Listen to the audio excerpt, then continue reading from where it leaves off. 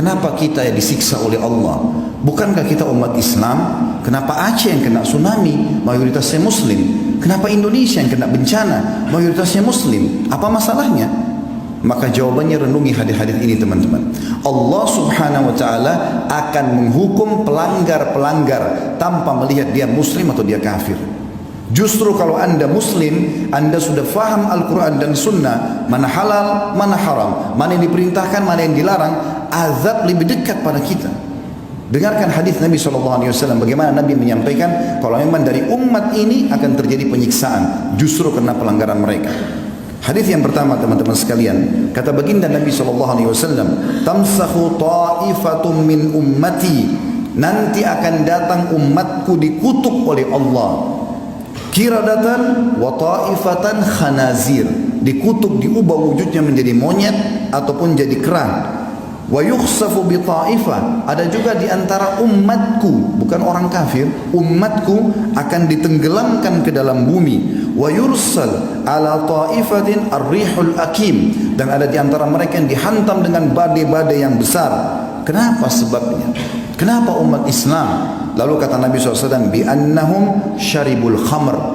Permasalahan pertama mereka adalah mereka rame-rame mengkonsumsi khamr. Khamr teman-teman bukan cuma minuman beralkohol. Semua yang bisa memindahkan akal manusia dari normalnya namanya khamr. Makanya ulama fikih memberikan definisi khamr adalah kullu ma yukhammirul akal, semua yang membuat akal keluar dari jalur normalnya. Makanya narkotika pun masuk dalam khamr. Sekarang jadi peredaran, jadi tempat-tempat yang luar biasa, tempat orang mengkonsumsi, bisa mendapatkannya, bisa menjualnya, bisa segala macam hal. Tersebar khamr, penyebab pertama. Yang kedua, walabisul harir, dan para kaum laki-laki mereka berlumba-lumba menggunakan sutra. Teman-teman sekalian, mohon maaf saya menyampaikan ini. Sutra ini dianggap sebagai pakaian orang kaya, dan kalau sudah kaya seperti tidak pantas kalau tidak pakai sutra. Dengarkan baik-baik saudaraku muslim. Nabi SAW pernah mengangkat benda di tangan kanannya, tepatnya emas. Lalu beliau mengangkat sutra di tangan kirinya sambil mengatakan, inna hadzaini haramun ala dzukuri ummati. Dua benda ini haram bagi laki-laki umatku. Teman-teman sekalian, larangan Nabi SAW jelas. Bahkan kata Nabi SAW, man labisal harira fid dunya lam yalbashu fil akhirah. Siapa di antara kaum laki-laki umatku menggunakan sutra di dunia, dia tidak akan pakai sutra nanti di surga. Pakaian orang di surga adalah sutra. Ini ancaman yang kedua.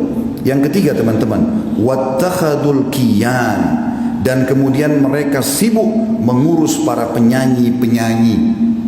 Bisa berarti kian penyanyi laki-laki atau kayinat penyanyi-penyanyi perempuan yang sengaja menyebarkan lagu-lagu cinta, pemaksiatan, mengajak pada dosa.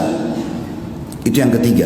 Dan yang keempat, wadarabu bizzufuf, dan mereka bidufuf. Wadarabu bidufuf artinya mereka sibuk menggunakan alat-alat musik.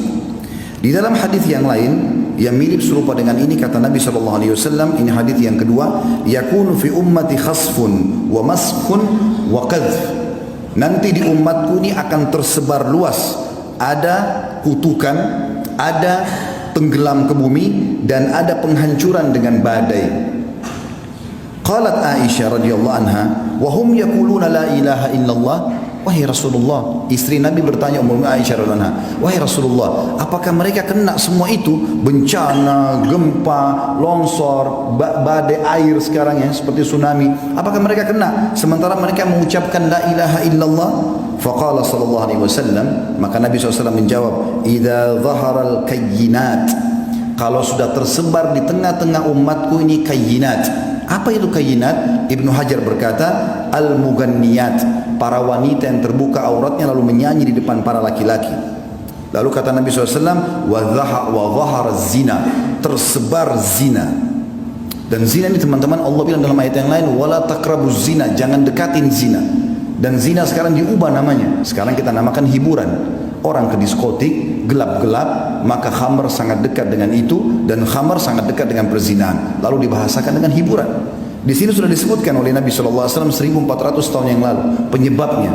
Kemudian selanjutnya dikatakan wasyuribatil khamr, dan diminumlah khamr-khamr, walubisal harir, dan kemudian dipakailah sutra-sutra. Kata Nabi SAW, kana dzak inda dzak, Kalau itu terjadi, pasti terjadi juga pada umatku.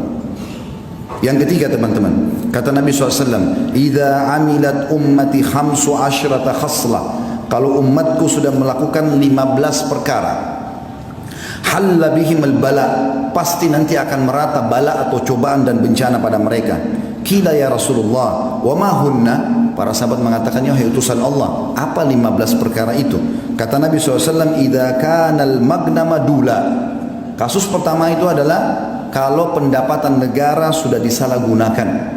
Yang kedua, wal amanatu magnama, dan kalau amanah sudah dijadikan sebagai sumber pendapatan, sudah hilang di benak seorang muslim bagaimana dia bersiap sosial, bagaimana dia membantu saudaranya muslim dengan mengejar pahala, tapi semuanya harus ada pendapatan. Tidak ada namanya membantu dengan cara sosial. Amanah sudah dijadikan sebagai pendapatan. Selanjutnya waz zakatu magrama, zakat dijadikan sebagai sumber hutang. Jadi akhirnya zakat yang dia diberikan kepada orang-orang tertentu malah dijadikan utang oleh orang-orang kaya.